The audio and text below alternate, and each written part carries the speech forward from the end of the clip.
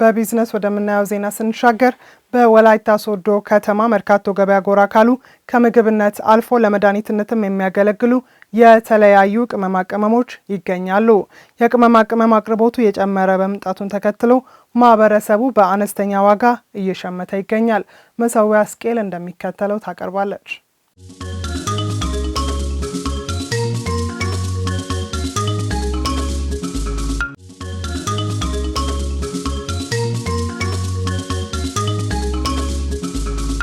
ይሄ ጥቁር አዝሙድ ነው።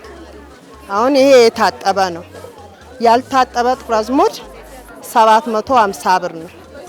በኪሎም ሲሆን እስከ ንስ ነው የምንሸጠው።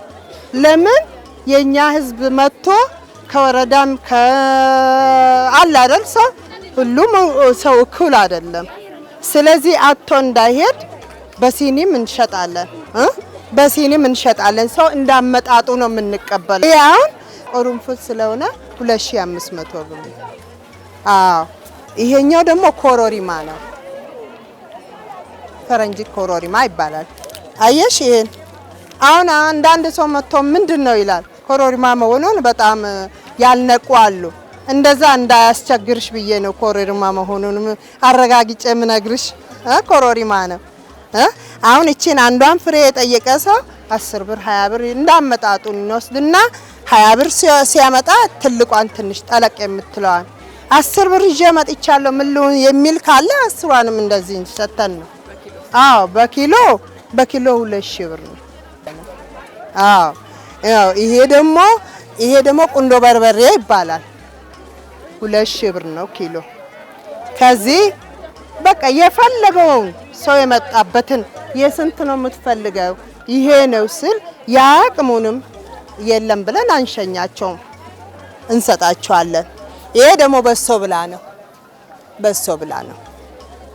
ኪሎ 400 ብር ነው። ከዚህም የቻለውን በቃ የጠየቀውን እንሰጣቸዋለን። በባዶ አይሄዱም ማለት ነው። እሺ ይሄ ደግሞ ኮሮሪማ ነው። ኮሮሪማ ፍልፍል ማለት ነው። እንዳይቸገሩ እኮ ነው። በጣም የቸኮለ ሰው መንግስት ሰራተኛ ጊዜ የሌላቸው ሲመጡ እንዲያዘጋጅተን አቅርበን እንሰጣቸዋለን።